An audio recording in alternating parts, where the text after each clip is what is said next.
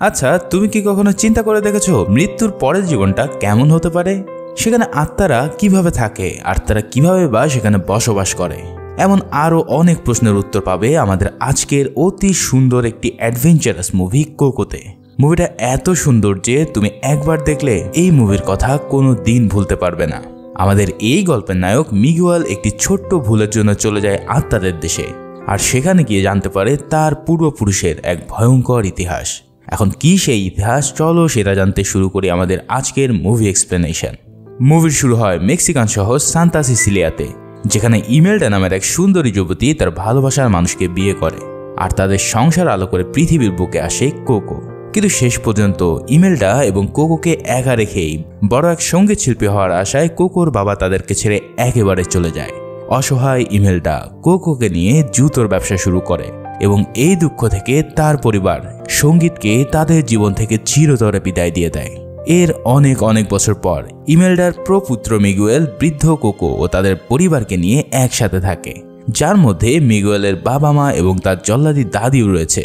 তাদের রিভারা পরিবার সান্তা সিসিলিয়াতে বিখ্যাত জুতা ব্যবসার সাথে জড়িত। তাদের পরিবারে সঙ্গীতের জন্য রয়েছে কড়া নিষেধ, কিন্তু মিগুয়েলের সবসময় সঙ্গীতের প্রতি কেমন যেন একটা আকর্ষণ থাকে।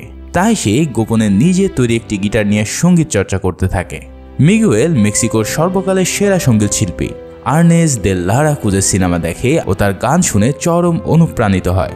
সেই সাথে সেই পুরাতন মুভিগুলোতে গিটার বাজানো দেখে মিগুয়েলও ধীরে ধীরে গিটার বাজানো শিখে যায়। আর্নেস দা লারা ক্রুজ তার সময় চাইতে অনেক বেশি এগিয়েছিল। তার গানের কথাগুলো মানুষের মন ছুঁয়ে যেত। কিন্তু একদিন এক কনসার্টের সময় অসাবধানতাবশত এক বিশাল ঘণ্টা তার মাথার উপরে পড়লে সে সেখানেই মারা যায়। আর এভাবেই সময়ের সবচেয়ে জনপ্রিয় শিল্পীর জীবনও সেখানে থমকে দাঁড়ায়। মিগুয়েল চিন্তা করে, যদি দে লারা ক্রুজ এত বড় শিল্পী হতে পারে, তবে মিগুয়েলের চেষ্টা করলে একদিন অনেক বড় শিল্পী হতে পারবে। এই সব কথাগুলো মিগুয়েল বাজারের একজন সঙ্গীত শিল্পী জুতা পালিশ করতে করতে তাকে বলছিল। সেই লোকটি এই সব ঘটনা শুনতে পেয়ে জানায়, যদি মিগুয়েল দে লারা ক্রুজের মতন হতে চায় তবে তাকে মাউন্টেন ডিউ খেয়ে তার ভয়কে জয় করতে হবে। সেই সাথে সব লজ্জা বাধা ভুলে গিয়ে তাকে গান গেয়ে মুহূর্তটাকে ছিনিয়ে আনতে হবে। সে তার গিটারটি মিগুয়েলের হাতে দেয় বাজানোর জন্য। মিগুয়েল তাকে বাজানো শোনাতেই যাবে, কিন্তু ঠিক সেই মুহূর্তে তার দাদি সেখানে চলে আসে আর ওই লোকটাকে মারা শুরু করে। তার দাদির কথা হচ্ছে, কোনোভাবেই মিউজিক যেন মিগুয়েলের হাতে না ওঠে। আর এই গিটার হাতে নেওয়ার অপরাধে মিগুয়েলের দাদি সহ পুরো পরিবার তার উপরে অনেক রেগে যায় আর বকাবকি করতে থাকে। সেই সাথে তারা জানায় আজ থেকে তার বাইরে যাওয়া বন্ধ। কিন্তু মিগুয়েল জানায় সে শুধু জুতো পালিশি করছিল, আর আজ রাত্রে প্লাজায় একটি ট্যালেন্ট শো আছে যেখানে সে পারফর্ম করতে চায়। কিন্তু যেই ঘরে সঙ্গীত নিষিদ্ধ সেখানে কি আর এসব চলতে পারে? আজকে মেক্সিকোতে ডে অফ ডেথ, দিয়া দে লোস মার্তোসের রাত। তাদের বিশ্বাস অনুযায়ী এই রাতে যত পূর্বপুরুষের ছবি তাদের আরফেন্দোতে থাকে এবং যাদের এই দুনিয়াতে স্মরণ করা হয় তারা স্বর্গ থেকে জীবিত আত্মার সাথে দেখা করতে আসে। তাই এই দিনটি তারা খুব উৎসব মুখর পরিবেশের মধ্যে উদযাপন করে। মিগুয়েলের দাদি সাফ জানিয়ে দেয় আজ রাত্রে কোথাও যাচ্ছে না মিগুয়েল। এই কথা শুনে মিগুয়েলের মন খারাপ করে তার আলফেন্দোর রুম থেকে পালিয়ে একটি গোপন রুমে চলে যায়। সেখানে সে আইডল দে লারা ক্রুজের ভিডিও দেখে গিটার বাজাতে থাকে আর চারিদিকে দে লারা ক্রুজের ছবি টানিয়ে দেয়। মিগুয়েল চিন্তা করে নেয় আজ রাতে যে করেই হোক সে প্লাজার ট্যালেন্ট শোতে গিয়ে গান গাইবেই আর প্রমাণ করবে মিউজিক তার ধমনীতে বইছে। কিন্তু যখনই সে পালিয়ে চলে যেতে চায় তখন সে ধরা পড়ে যায় তার দাদির হাতে। তখন তার দাদি ও বাবা জানায় আজ থেকে মিগুয়েল জুতো পালিশ নয়, বরং তাদের সাথে জুতো বানানোর ব্যবসা করবে। কিন্তু মিগুয়েল তো চায় একজন বড় সঙ্গীত শিল্পী হতে। এই জুতো বানিয়ে সে তার স্বপ্ন কোনোদিনই পূরণ করতে পারবে না। তাই এই সিদ্ধান্তে মিগুয়েল একদমই খুশি হতে পারে না। আর সবাই চলে যেতে চাইলে সে দেখতে পায় রোড সাইড কুকুর দান্তে টেবিলের উপর উঠে এসে তাদের কেক খেয়ে নিচ্ছে। দান্তেকে টেনে নামাতে গেলেই রিভারা ফ্যামিলির চার্টের সবচেয়ে টপে থাকা ইমেজটি নিচে পড়ে ভেঙে যায়। আর সেখানে মিগুয়েল আবিষ্কার করে ইমেলডা আর কোকোর বাবার হাতে থাকা একটি গিটারের ছবি। এটাই সেই বিখ্যাত আর্নেস দে লারা ক্রুজের গিটার। তবে এই ছবিটিতে তার দাদার মুখের অংশটি ছিল না। নিশ্চয়ই দে লারা ক্রুজই তার পূর্বপুরুষ হবে। আসলে তাদের ছেড়ে যাওয়ার পর ইমেলডা রাগে তার স্বামীর ছবিটি ছিঁড়ে ফেলে, ফলে কেউই কখনো জানতে পারেনি কোকোর বাবা দেখতে কেমন ছিল আর কেই বা ছিল। পরিবারের সবাই জানতো এই লোকটি তাদের একা করে মিউজিকের জন্য তাদের ছেড়ে চলে যায়, ফলে বংশ পরম্পরায় সবাই তাকে ঘৃণা করেই গেছে। কিন্তু আজ যেহেতু মিগুয়েল জেনে গেছে তার গ্রেট গ্রেট গ্র্যান্ডফাদার হচ্ছে আর্নেস্ট দে লা ক্রুজ, তাই সে খুশি হয়ে সবাইকে সেটা জানাতে চায়। তবে এই সব কিছু জেনেও তার পরিবার মোটেও খুশি হতে পারেনি। কিন্তু মিগুয়েল একদমই নাছোড়বান্দা। যার দাদার দাদা এত বড় সঙ্গীত শিল্পী, তার নাতি নাতির তো অবশ্যই সঙ্গীত নিয়েই থাকতে হবে। কিন্তু তার দাদি প্রচন্ড রেগে যায় আর মিগুয়েলের হাতে থাকা সেই গিটারটি ভেঙে ফেলে। সেই সাথে সোজা ভাষায় জানিয়ে দেয় তাদের পরিবারে কখনোই আর মিউজিক আসতে পারবে না। কান্না করতে করতে মিগুয়েল ছেঁড়া ছবিটি তার বাবার হাত থেকে নিয়ে সেখান থেকে চলে যায় এবং সে নিজেকে প্রমাণ করতে প্লাজায় ট্যালেন্ট শোতে তার নাম লেখাতে যায়। কিন্তু গিটার ছাড়া সেখানে পারফর্ম করতে পারবে না বিধায় সে অনেকের কাছে গিটারটা কিছু সময়ের জন্য ধার চায়। কিন্তু এইখানে কেউ তাকে কোনো গিটার দিয়ে সাহায্য করে না। তখন আর উপায় না পেয়ে মিগুয়েলের মাথায় একটি দুষ্ট বুদ্ধি খেলে যায়। তাই সে চলে যায় আর্নেস্টো দে লা ক্রুজে সেই মিউজিয়ামে যেখানে তার গিটারটিও ঝোলানো ছিল। তখন মিগুয়েল সিদ্ধান্ত নেয় এই গিটারটি চুরি করেই সে পারফর্ম করবে। আসলে চুরি বললে ভুল হবে, কারণ সে তো এখন জেনে গেছে এটা তার পারিবারিক সম্পত্তি। মিগাইল এই গিটারটি তার হাতে তুলে নেয় আর একবার ফিল্মি স্টাইলে সেটা বাজানোর সাথে সাথেই এক আজব তরঙ্গের সৃষ্টি হয়।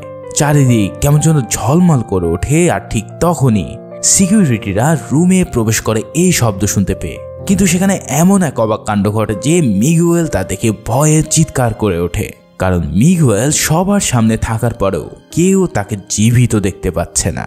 মিগুয়েল ভয়ে সেখান থেকে পালিয়ে আসে আর বাইরে এসে দেখে জীবিত কেউই তাকে আর দেখতে পাচ্ছে না, আর সেও কাউকে ধরে বা টাচ করতে পারছে না। সে ভয়ে সেখান থেকে দৌড়ে একটি খোলা কবরের নিচে পড়ে যায়। আর তখনই এক সুন্দরী ভদ্র মহিলা তাকে উপরে উঠতে সাহায্য করে। কিন্তু এ কি, এ তো পুরো একটি কঙ্কাল। মিগুয়েল তার আশেপাশে চোখ বুলিয়ে দেখতে পাচ্ছে সব মৃত মানুষের কঙ্কাল, আর এরা সবাই ডে অফ ডেথে তাদের পরিবারের সাথে এখানে দেখা করতে এসেছে।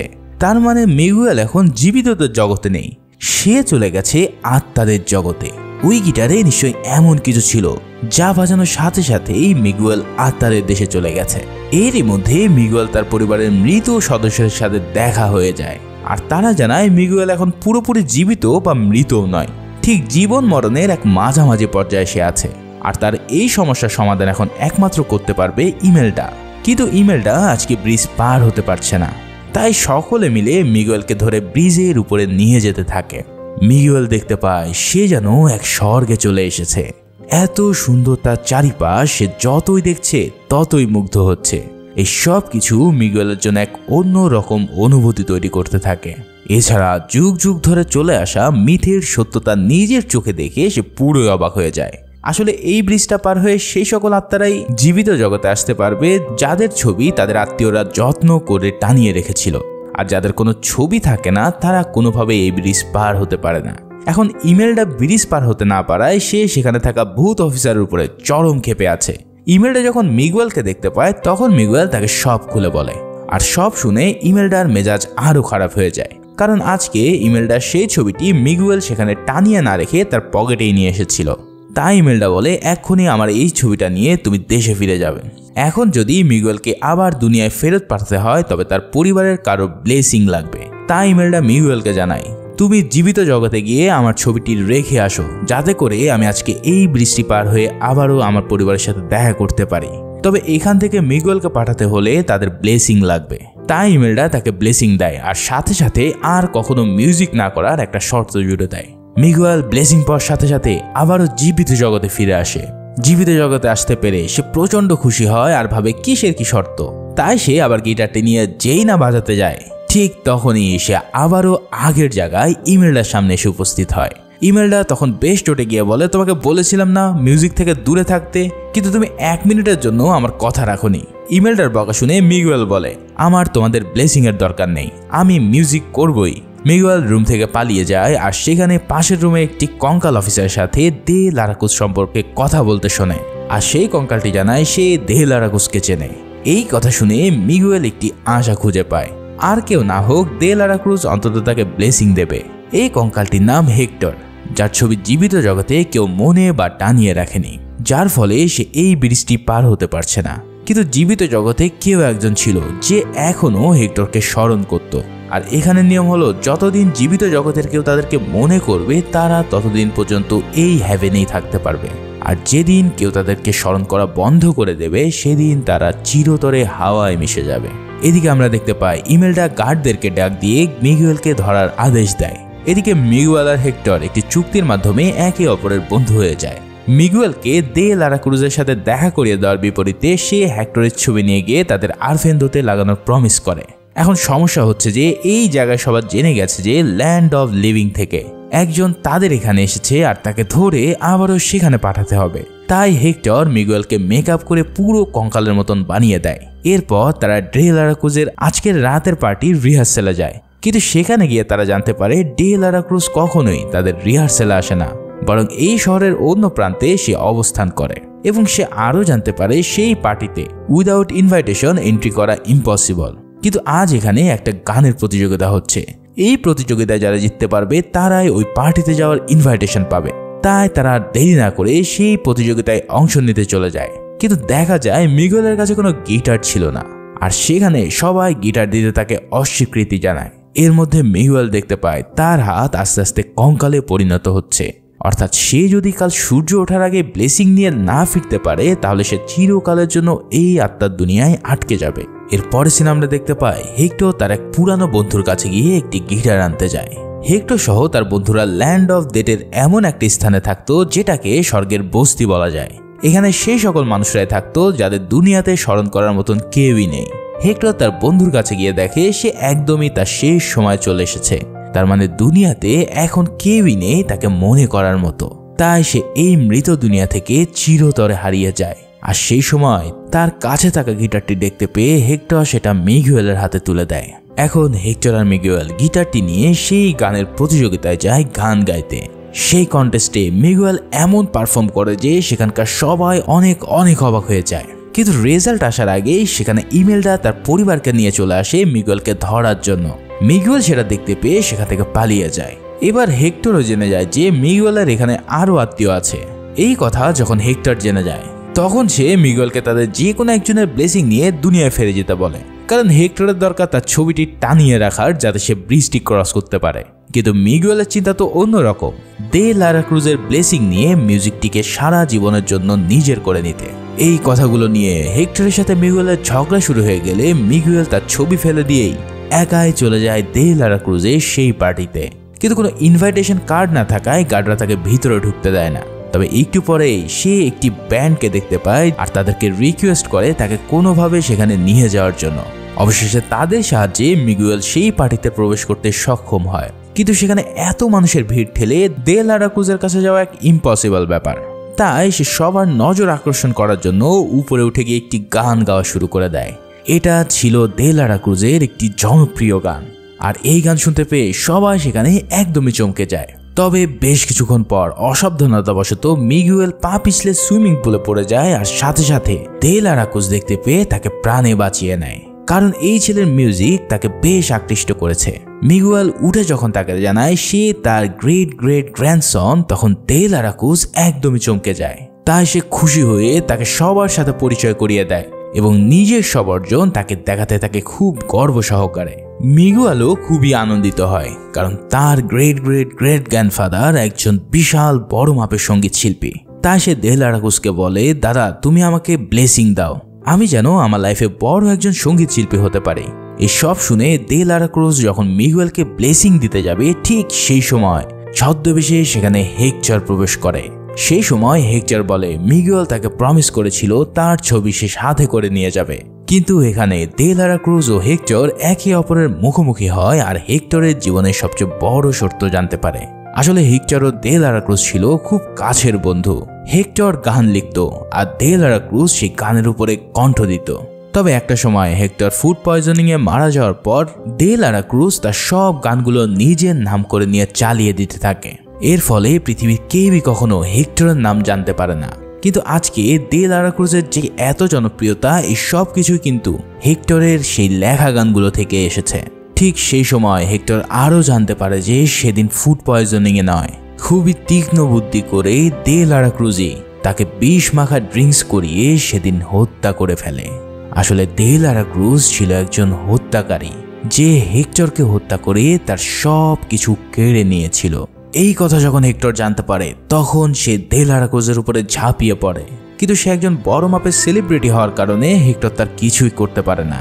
সেই সাথে সাথে মিগুয়েল যখন সব জেনে যায় তখন দে লারা ক্রুজ হেক্টরের ছবি কেড়ে নিয়ে নেয়, আর তার ফেক ইমেজ ধরে রাখার জন্য মিগুয়েল ও হেক্টরকে একটি গর্তে ফেলে দেওয়া হয়। দে লারা ক্রুজের এমন হিংস্রতা দেখে মিগুয়েল হতভম্ব হয়ে পড়ে, আর সে আফসোস করতে থাকে যে এমন একজন মার্ডারার কিনা আমার বংশধর। কথা বলতে গিয়ে জানতে পারে যে কোকোর বাবা এবং ইমেলডার হারিয়ে যাওয়া স্বামী হলো হেক্টর। সেখানে মিগুয়েল আর হেক্টর কথা বলতে থাকে, আর সেই সময় এমন এক জিনিস আবিষ্কার হয় যে যা শুনে মিগুয়েল পুরোই থমকে যায়। আসলে হেক্টরই হলো কোকোর বাবা এবং ইমেলডার হারিয়ে যাওয়া সেই স্বামী। আসলে এতদিন যে ছবিটাকে মিগুয়েল ভাবতো যে দে লারা ক্রুজের, আসলে সেটা ছিল হেক্টরের ছবি। হেক্টরের আসল পরিচয় জানতে পেয়ে মিগুয়েল আনন্দে আত্মহারা হয়ে পড়ে। কিন্তু এখন মূল সমস্যা হচ্ছে যে তারা যে এখানে আছে এটা কেউই জানে না, আর সূর্য ওঠার আগে যদি সে এখান থেকে ব্লেসিং নিয়ে যেতে না পারে তাহলে আর কখনোই জীবিতদের দেশে ফিরে যেতে পারবে না। ঠিক সেই সময় তার পোষা কুকুর দান্তে তাদের দুজনকে উদ্ধার করে নিয়ে যায়। মিগুয়েল ইমেলডার কাছে ক্ষমা চায়, আর এও জানায় হেক্টর যখন তাদের জন্য বাড়ি ফিরে আসছিল তখন তাকে দে লারা ক্রুজ খুন করেছিল, আর তোমরা হয়তো ভেবেছিলে সে হয়তো মিউজিকের জন্য তোমাদেরকে ছেড়ে চলে গেছে। এই সব কথা শুনে ইমেলডার রাগ কমলেও সে হেক্টরকে পুরোপুরি মাফ করতে পারে না। এখন মিগুয়েলের কাজ হচ্ছে তার গ্রেট দাদা হেক্টরের ছবি নিয়ে গিয়ে তাদের বাড়িতে টানানো। কিন্তু সে ছবিটা কোথায়? কিন্তু সেই ছবিটা তো এখন দে লারা ক্রুজের কাছে। তাই মিগুয়েলের প্রথম কাজ হবে যেভাবেই হোক তার দাদার ছবিটি দে লারা ক্রুজের থেকে উদ্ধার করার। আসলে ইতিমধ্যে হেক্টরকে সবাই ভুলতে বসেছে। মূলত হেক্টরকে কেবল তার মেয়ে কোকোই সবসময় মনে রাখত, কিন্তু কোকো অনেক বৃদ্ধ হয়ে যাওয়ার কারণে ধীরে ধীরে তার স্মৃতিশক্তি লোপ পাচ্ছে, আর যে কোনো সময় কোকো তাকে ভুলে যেতে পারে। তবে কোকো যদি তাকে ভুলে যায় তাহলে এই পৃথিবী থেকে সে চিরতরে হারিয়ে যাবে। কিন্তু হেক্টর চায় তার সেই ছোট্ট মেয়ে কোকোকে আবারও দেখতে। তাই মিগুয়েল সিদ্ধান্ত নেয় যে করেই হোক সূর্য ডোবার আগে তার দাদার ছবি নিয়ে গিয়ে সে তাকে বাঁচিয়ে রাখার একটি সুযোগ করে দেবে। তাই এর পরের সিন আমরা দেখতে পাই রিভারি পরিবারের সবাই মিলে দে লারা ক্রুজের কাছে গিয়েছে হেক্টরের ছবি নিয়ে আসতে। কিন্তু দে লারা ক্রুজ কি আর এত সহজে তার ছবি দেয়? তাই তারা প্ল্যান করে, আর ইমেলডা গান গেয়ে তাদেরকে মুগ্ধ করতে থাকে। ঠিক সেই মুহূর্তে এমেন্ডা দে লারা ক্রুজের কাছ থেকে তার স্বামী হেক্টরের ছবি নিয়ে নিতে সক্ষম হয়, আর সেটা নিয়ে দ্রুত চলে যায় মিগুয়েলের কাছে। মিগুয়েলকে ছবি দিয়ে তারা যখন ব্লেসিং দিতেই যাবে ঠিক তখনই সেখানে দে লারা ক্রুজ চলে আসে আর মিগুয়েলকে ছাদের উপর থেকে নিচে ফেলে দেয়। তখন মিগুয়েলের গ্রেট গ্র্যান্ডমাদার চালাকি করে স্টেজের ক্যামেরাতে সেই দে লারা ক্রুজের সব কুকর্মের কথা তুলে ধরে। তার এই সব সম্পর্কে জানতে পেয়ে গ্যালারিতে থাকা সবাই দে লারা ক্রুজের উপরে প্রচন্ড ক্ষেপে যায়।